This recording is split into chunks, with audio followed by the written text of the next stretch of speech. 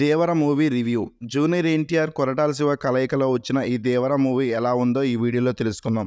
అంతకంటే ముందుగా ఇంకా ఎవరైనా మన ఛానల్ని సబ్స్క్రైబ్ చేయకపోతే వెంటనే సబ్స్క్రైబ్ చేసుకోండి.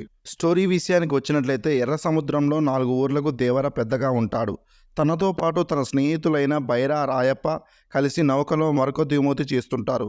ఆ దిగుమతి వల్ల జీవితాలకు ముప్పు కలిగే అవకాశం ఉందని దేవర వాటిని ఆపాలని నిర్ణయించుకుంటాడు.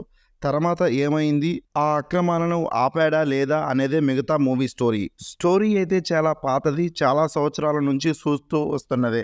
మూవీలో ప్లస్ పాయింట్లు చూసుకున్నట్లయితే జూనియర్ ఎన్టీఆర్ గారి యాక్టింగ్ అయితే చాలా బాగుంది.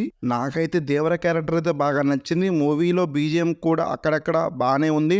DOP is good. ఒక సాంగ్కి అయితే డిఓపి చాలా బాగుంది.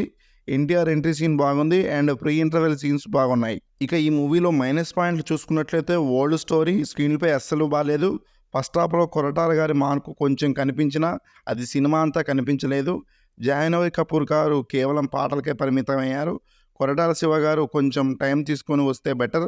ఇక సినిమా ఎలా ఉందనే విషయానికి వచ్చినట్లయితే డీసెంట్ ఫస్ట్ హాఫ్. సెకండ్ హాఫ్లో ఒక 10 మినిట్స్ అయితే బాగుంది. అంతవరకు సినిమా అయితే పర్లేదు. ఫ్యాన్స్కి అయితే నచ్చుతుంది. మిగతా ఆడియన్స్కి అయితే యావరేజ్ అని చెప్పుకోవచ్చు. మీరు మూవీ చూస్తుంటే మీకు మూవీ ఎలా అనిపించిందో కామెంట్ చేయండి. ఈ వీడియో నచ్చినట్లయితే ఒక లైక్ చేయండి.